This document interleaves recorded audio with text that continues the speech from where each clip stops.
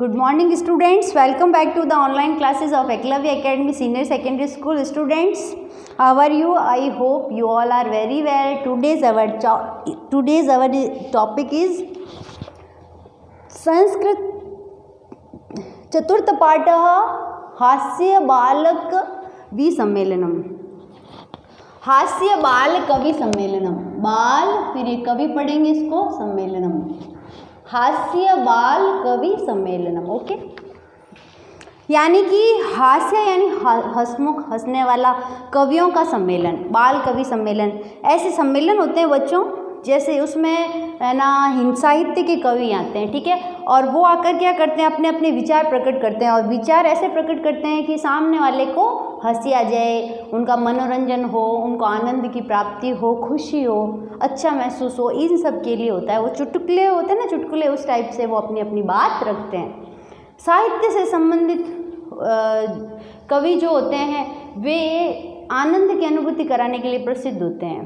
चाहे वो कोई काव्य भी पढ़ा रहे हो ना, तो भी वो ऐसी रचनाओं को लिखेंगे, ऐसी रचनाओं को पढ़ेंगे कि हमारे मन में खुशी उत्पन्न हो, भाव उत्पन्न हो, कभी खुशी, कभी करुणा, है ना, सभी प्रकार के भाव उत्पन्न हो जाते हैं। किसको? साहित्य को पढ़ने से। जैसे श्री राम का रामायण पढ़ते हैं तो कभी तो हमारे फेस पे मुस्कुराहट आ जाती है कि राम जी छोटे से हैं, चंचलता दिखा रहे हैं, हंस रहे हैं, नाच रहे हैं, जिद कर रहे हैं, चांद को खिलौना समझ रहे हैं, माँ से कह रहे हैं वो खिलौना लाओ। इतने सारे खिलौने हैं महल में, परंतु राम क्या कह रहे हैं, वो जो गोल गोल है ना माँ, वो खिलौना लाओ। अब माँ कह रही बेटा ये चंद्रमा है, ये खिलौना नहीं है, कि नहीं मुझे तो वही चाहिए। इस तरह से जिद करते हैं, रोते हैं, कभी हंसते हैं। माँ कहती है सुबह ला दूंगी, अभी तो रात हो गई है, सुबह तो चंद्रमा चले जाते हैं तो बच्चा भूल जाता है। तो रात को वो जिद करते हैं कि मुझे वो खिलौना चाहिए, वो चंद्रमा, और माँ कहती है कि नहीं बेटा सुबह ले आऊँगी, सुबह तो चंद्रमा चले जाते हैं, है ना। इस तरह से जो है कई ऐसी रचनाएं हैं कवियों के द्वारा लिखी गई। और जब श्री राम सीता से अलग हो जाते हैं, वन में जो है सीता को ढूंढते हैं, नहीं मिलती तो बहुत रोते हैं, तो करुण रस आ जाता है। तो कहने का मतलब ये है कि जो साहित्यकार और कवि होते हैं वे हमेशा क्या करते हैं, साहित्यकार और कवि हमेशा जो है ऐसी रचनाएं प्रस्तुत करते हैं और जिससे कि हमारे मन में किसकी अनुभूति होती है, आनंद की अनुभूति होती है। अब देखो स्टूडेंट्स, हमारा जो आज का टॉपिक है हास्य बाल कवि सम्मेलनम, इसको मैं पढ़ती हूँ, तो अपना पेज नंबर निकालिएगा। पेज नंबर है 138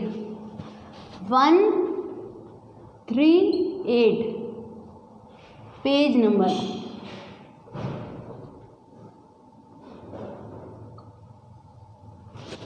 ओके, तो इसमें है ना कठिन शब्दार्थ जहाँ जहाँ आएंगे वहाँ मैं आपको बताऊंगी। ओके, विविध वेशभूषा धारिणं चत्वार बालकव्य मंचस्य उपरि उपविष्टा सन्ति, अधः श्रोतारः हास्य कविता श्रवणाय उत्सुका सन्ति, कोलाहल च कुर्वन्ति।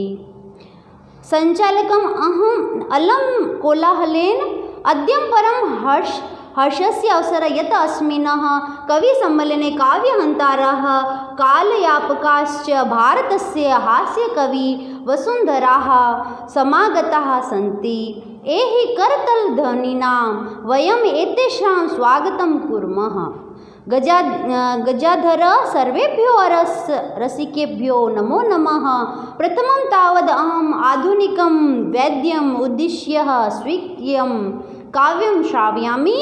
वैद्यराज नमस्तुभ्यं यमराज सहोदर, नमस्तु हरति प्राणान् वैद्य प्राणान् धनानि च, सर्वे उच्चे हसन्ति। कालांतक अरे वैद्यास्तु सर्वत्र परन्तु न ते मादृशा कुशलाः जनसंख्या निवारणे।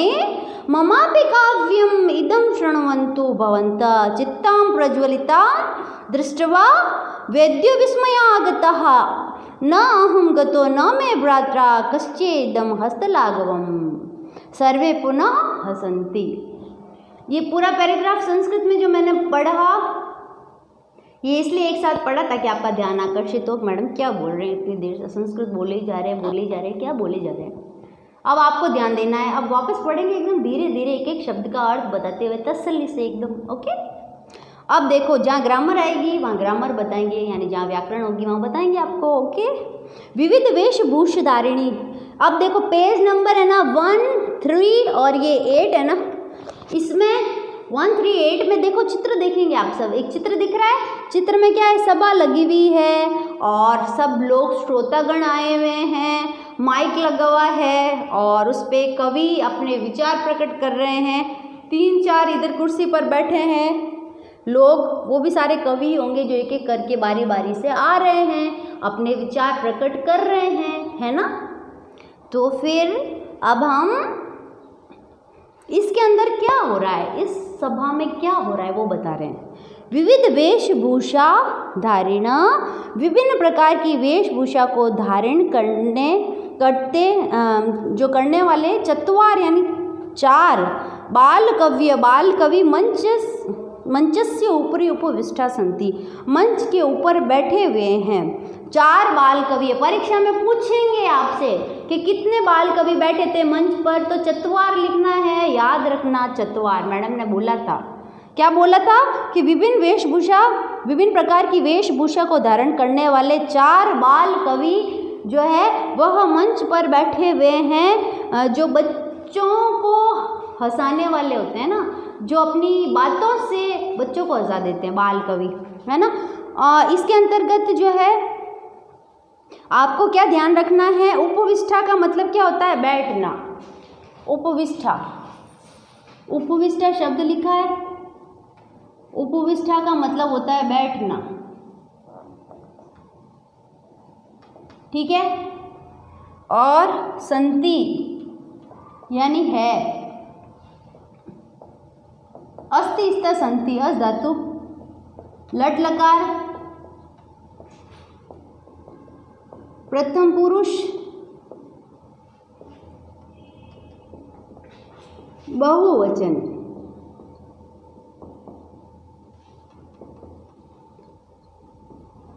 बहुवचनम, है ना। अब देखो मैं पढ़ रही हूँ कि एक सभा है, उसमें अलग अलग तरह की वेशभूषा पहने हुए और वेशभूषा पहने हुए 4 बाल कवि मंच पर बैठे हैं। ओके, अब हम आगे पढ़ते हैं, बैठे क्या कर रहे हैं।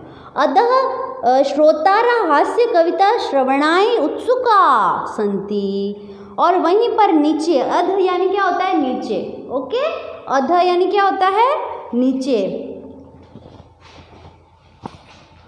Number 1, number 2, number 3। अध यानी क्या होता है भाई, नीचे। नीचे श्रोतार यानी क्या होता है बच्चों, सुनने वाले। श्रोतारः यानी क्या होता है, सुनने वाले।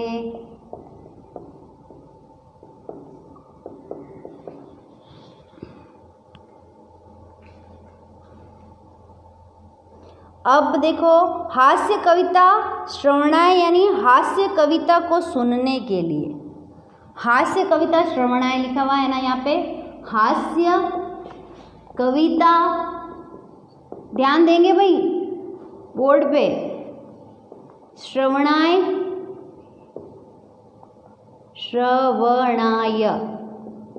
हास्य कविता सुनने के लिए, हास्य कविता सुनने के लिए,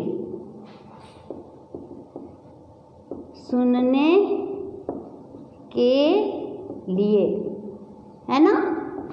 अब हास्य कविता सुनने के लिए, क्योंकि कवि आए हुए हैं तो हास्य कविता सुनने के लिए सभी जो है वह नीचे श्रोतागण जो है हास्य कविता सुनने के लिए उत्सुका, बहुत अधिक उत्सुक है, संति यानी है। और कोलाहलम च कुर्वन्ति, और शोर कर रहे हैं। कोलाहलम यानी क्या होता है, शोर करना, शोरगुल करना। कोलाहलम, कोलाहलम यानी क्या होता है बच्चों, शोरगुल करना, शोरगुल करना, शोरगुल। और कुर्वन्ति यानी करना होता है, कुर्वन्ति यानी क्या होता है, करना। अब इसमें क्री धातु है, लट लकार है, प्रथम पुरुष है, प्रथम पुरुष है और बहुवचन है।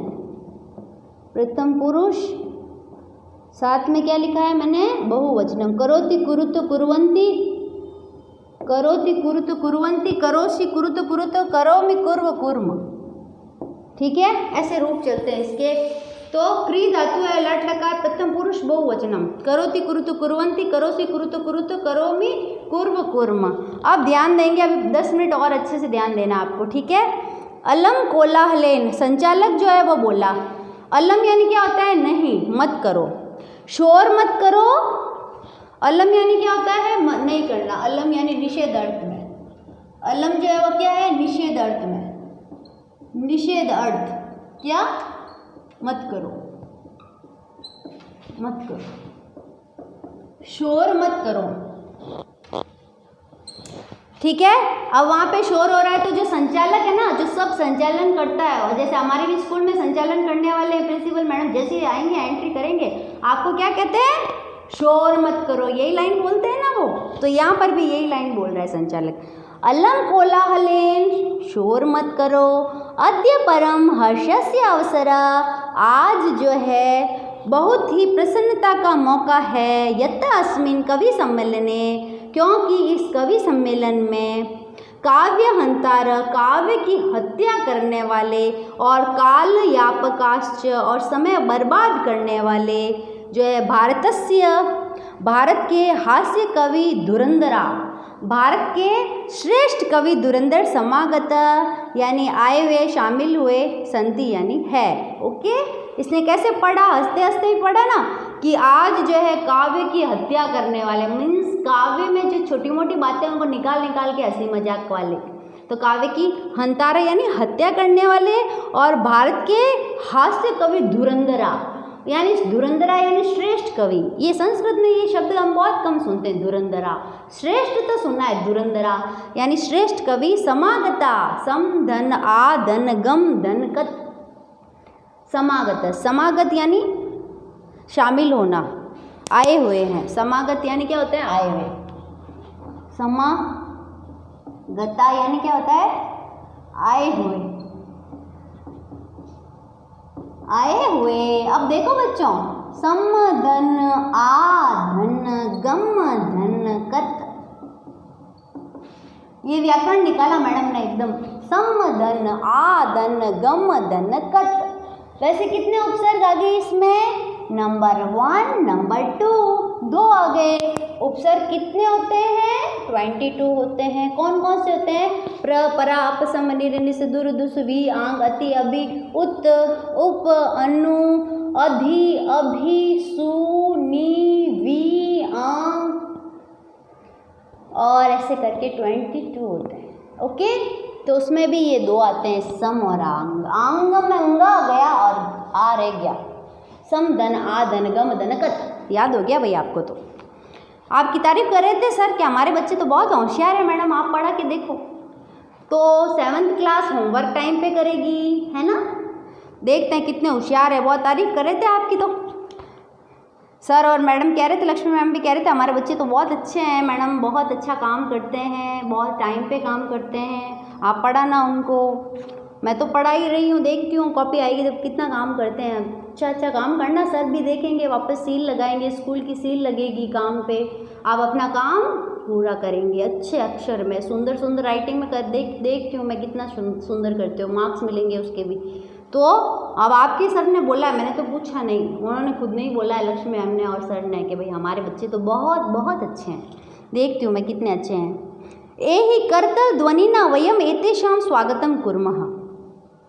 और यहाँ इसलिए यहाँ पर जो है बहुत ही धुरंधर कवि जो है वो आए हैं, और यही इसलिए करतल, करतल यानी हाथ, ध्वनिना यानी तालियों से, ठीक है, करतल ध्वनिना वयम एतेषां स्वागतम कुर्मः, और तालियों से हम इन सब का स्वागत करते हैं। करोति कुर्व कुर्म, आया बहुवचन, कुर्म, कुर्म यानी करो, करें करें। कुर्म यानी क्या है, नंबर 10। कुर्म यानी मैडम क्या बोलते हैं, करें। अब इसमें क्री धातु है और लट लकार है, उत्तम पुरुष है, बहुवचन है। करोति कुरुतो कुर्वन्ति, करोषि कुरुतो कुरुतो, करोमि कुर्व कुर्म, तो क्या हुआ? बहुवचनम। बहुवचनम हुआ कि नहीं हुआ? करोति कुरुतो कुर्वन्ति, करोषि कुरुतो कुरुतो, करोमि कुर्व कुर्म, आया कुर्म, तो बहुवचनम। नेक्स्ट, तो आप सब, आपके सामने कवि आ गए हैं, तालियों के साथ उनका स्वागत करिए विद्यार्थियों, मतलब श्रोतागण ये बोल रहे हैं। अब देखिए, वयम एतेषां स्वागतम कुर्म, हम सब इनका स्वागत करें, ठीक है। ये सभी आए हुए हैं इसलिए हम सब इनका स्वागत करें।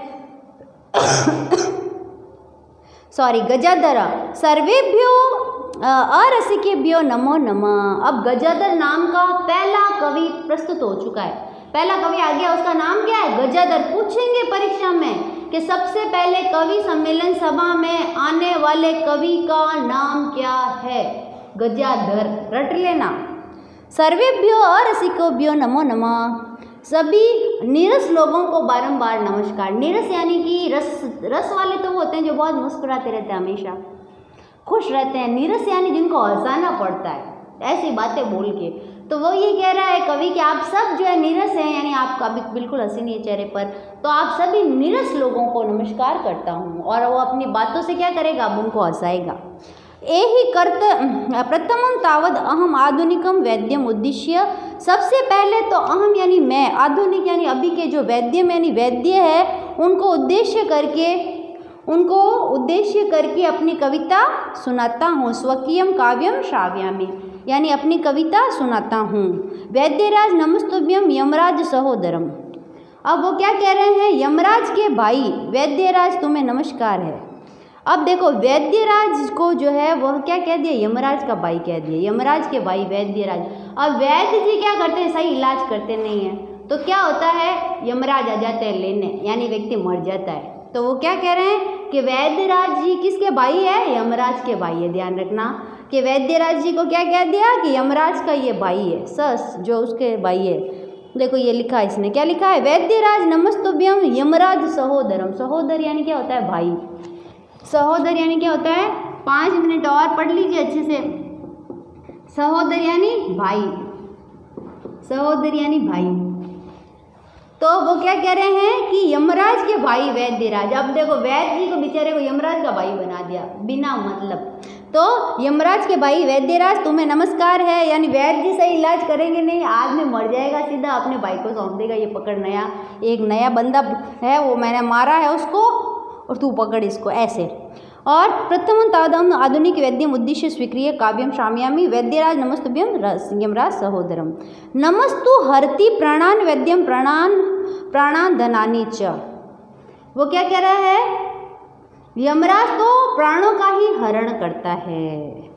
यमस्तु यानी यमराज, हरति यानी हरण करता है, प्राणान यानी प्राणों को, के जो है यमराज तो केवल प्राणों का ही हरण करता है, परंतु वैद्यम प्राणान धनानि च, परंतु वैद्यराज तो प्राणों के साथ धन का भी हरण कर लेता है, यानी फीस भी ले लेते हैं वैद्य जी, डॉक्टर साहब, और व्यक्ति मर भी जाता है। तो यमराज जो है वैसे तो वैद्यराज का भाई है, परंतु वैद्यराज तो यमराज तो केवल प्राणों का ही हरण करता है, परंतु वैद्य जी तो प्राण का तो हरण करेंगे, गलत इलाज तो वो करेंगे, साथ में धन का भी हरण कर लेते हैं। ये देखो क्या लिखा है? यमराज तो प्राणों का ही हरण करता है, परंतु वैद्य जी तो प्राण और धन दोनों का हरण कर लेते हैं, दोनों ही ले लेते हैं। अब सब क्या करेंगे? इस बात पर जोर जोर से हंसेंगे। सर्वे उच्चे हंसंती, सब बहुत ज़ोर ज़ोर से हंसने लगेगा। सही बात है, आजकल के वैद्य तो ऐसे ही होते हैं। अब कालांतक बोले, अरे वैद्यास्तु सर्वत्र परंतु न ते मादृशा कुशला जनसंख्या निवारणे। अरे वैद्य तो सब जगह होते हैं, है ना? वैद्यास्तु सर्वत्र, अरे वैद्यास्तु यानी वैद्य तो सर्वत्र यानी सब जगह होते हैं, परंतु न ते मादृशम, परंतु जनसंख्या कम करने में मेरे जैसे दक्ष नहीं है। मादृशा कुशला जनसंख्या निवारणे, परंतु जनसंख्या कम करने में मेरे जैसा कोई नहीं है। और ममापि काव्यम इदम दृश्यण्वन्तु भवन्तः, परंतु मेरे इस काव्य को आप लोग सुनिए। वो कह रहे हैं कि मेरे काव्य को सुनिए, सुनते सुनते ही प्राण निकल जाएंगे, तो मेरे इस काव्य को आप लोग सुनिए। वैद्यराज तो भेड़ जनसंख्या कम नहीं कर सकता, मेरे काव्य को सुनिए। वो तो सब जगह है पर वो जनसंख्या कम नहीं कर सकता। अब वो क्या करेगा, अब ये क्या करेगा देखो, चित्तां प्रज्वलितां दृष्ट्वा वैद्यो विस्मय आगत न अहम गतो न मे भ्राता कस्य इदम हस्तलाघवम। जलती हुई चिता को देखकर वैद्य जी आश्चर्यचकित हो गए।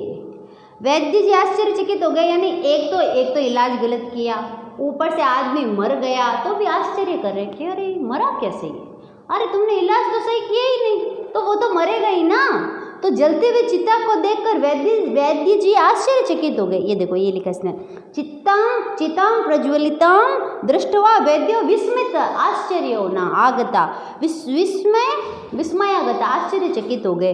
आश्चर्यचकित होकर क्या बोले ऊपर से, न अहम गतो, न तो मैं गया न मेरा भाई।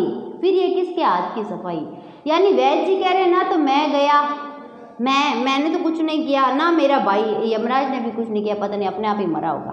और यह किसके हाथ की सफाई, ठीक है। न अहम गतो न मैं भ्राता कस्यमिदं हस्तलाघवम, यानी न तो मैं गया न मेरा भाई, यह किसके हाथ की सफाई। इस तरह से बोला तो सर्वे पुनः हंसन्ति, फिर वापस और पुनः जोर जोर से सब लोग हंसने लगे। यानी कि वो इस तरह की लाइनें ही बोलेंगे कि सामने वाले सुनेंगे और हंसेंगे, इस तरह की लाइन ही बोलते हैं वो। अब इसमें व्याकरण क्या है देखो, इस लाइन में हम तो अपने व्याकरण पे ध्यान देंगे वही। जैसे दृष्टवा है यहाँ पे, दृष्टवा यानी क्या होता है, देख करके,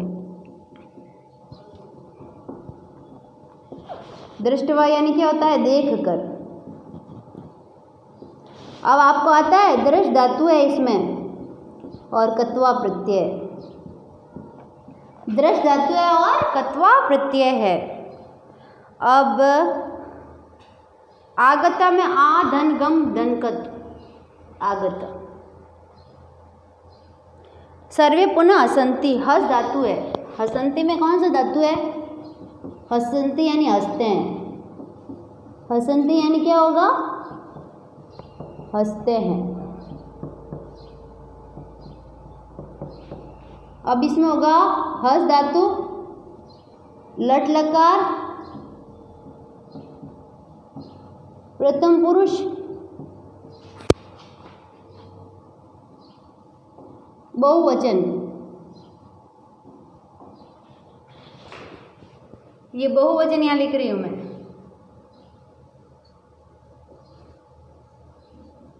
हस्ती हसत हसंती, हससी हसत हसत, हसामी हसाव हसाम, हस्ती हसत हसंती, हससी हसत हसत, हसामी हसाव हसाम।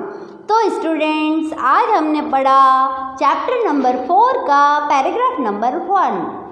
ओके, अब बच्चों आज आपका होमवर्क होगा।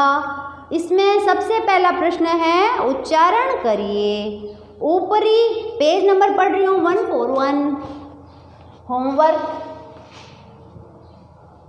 अब आप अपना गृह कार्य नोट करेंगे, पेज नंबर 141। इसमें प्रश्न नंबर 1 है, उच्चारण करो।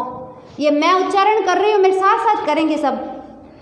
ऊपरी अधा, ऊपरी यानी ऊपर, अधा यानी नीचे, उच्चे यानी ऊंचा, नीचे यानी नीचा, बही यानी बाहर, अलम यानी नहीं, निषेध अर्थ में मत करो, कदापि यानी कभी भी, अंतः अंतः अंत, पुनः वापस, कुत्र कहाँ, कदा कब, एकदा एक बार।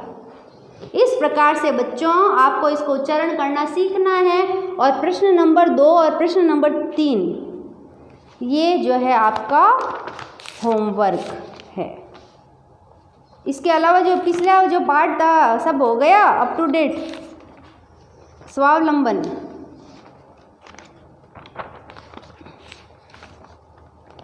इसमें आपने अपनी इच्छा अनुसार ये पहला प्रश्न कर लीजिएगा, ठीक है। पहला, और आज आप ये दूसरा भी आप पहला प्रश्न कर लेना और एक प्रश्न नंबर 2। प्रश्न नंबर 2 कीजिए। प्रश्न नंबर 2 नहीं करना, 2 बहुत टफ है। प्रश्न नंबर 3 कर लेना, 2 बाद में करवाऊंगी मैं। प्रश्न नंबर 3, ओके। इसके अलावा जो इसके पिछले जो चैप्टर है ना बच्चों, स्वावलंबन चैप्टर जो था, इसमें स्वावलंबन चैप्टर में बच्चों है ना, एक मैं आपको स्वावलंबन चैप्टर का PDF तो भेज दूंगी, उसमें आप प्रश्न उत्तर कर लेना। स्वावलंबन चैप्टर नहीं, इसमें अशुद्ध पद को चुनिए। अच्छा, तीसरा ही करना आप है, दूसरा है वो रिक्त स्थान ही है, वो सरल ही है, दूसरा सरल है, दूसरा ही करना आप। प्रश्न नंबर 1 और प्रश्न नंबर 2। प्रश्न नंबर 1 तो उच्चारण है वो कर लिया आपने, प्रश्न नंबर 2 कीजिए, ठीक है। और ये आपका क्लास वर्क है, मैं देखती हूँ आप लोग अपनी कॉपी में करते हैं या नहीं करते। तारीफ तो बहुत की है यहाँ पे, अब देखते हैं बच्चे सच में तारीफ के काबिल है या नहीं। तो इसलिए आप अपनी स्क्रीनशॉट ले लीजिएगा और इसको आप अपनी कॉपी में करेंगे सुंदर सुंदर अक्षर में, और वो आपका गृह कार्य। आज की कक्षा को यहीं पे विराम देती हूँ, धन्यवाद।